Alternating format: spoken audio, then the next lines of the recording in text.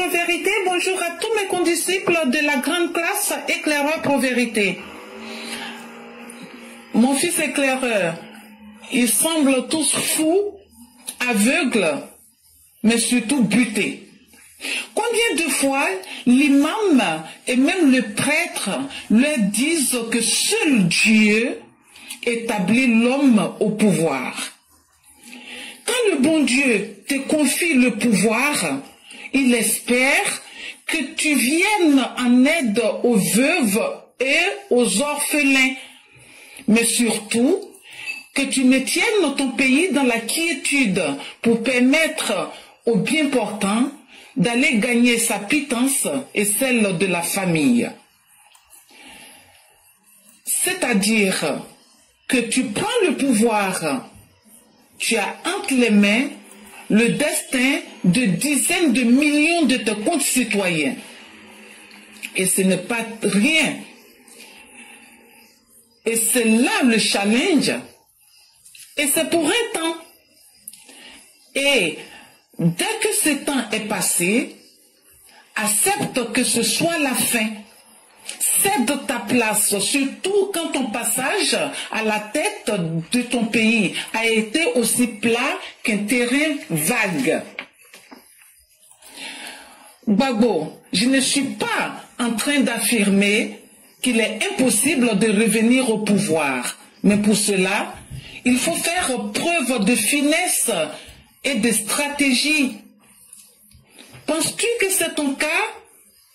Vois-tu, Poutine, ton idole, au prix de maintes entourloupettes, rallonge son pouvoir à la tête de la Russie. Tes trois nouveaux amis de l'AES ne parlent même plus d'élection présidentielle. Et toi, qui n'es brave que dans la bouche, tu voudrais gérer l'humeur de chaque Ivoirien avec tes mots de guerre. Arrête de parler, arrête de contrarier le bon Dieu. Surtout qu'à chacun de tes coups de gueule, Dieu dans sa magnanimité élève le président Ouattara et te rabaisse. Laisse-nous battre campagne sereinement. Tu n'es pas sur la liste, donc pas concerné. Merci. Merci infiniment, Mère Blanc. Merci à tous ceux qui nous ont suivis. Et merci encore pour le conseil qu'elle donne.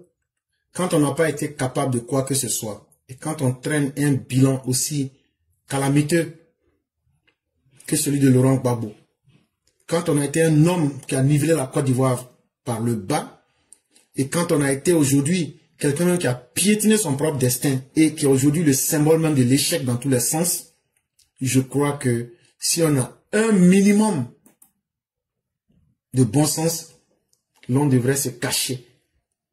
Mais non, là où on veut transformer l'immoralité, ce qui est honteux en valeur, c'est avec le FPI-PPACI qu'on voit cela. Mais la Côte d'Ivoire d'aujourd'hui, comme je le disais, s'inscrit dans un autre schéma mental, celui de la responsabilité.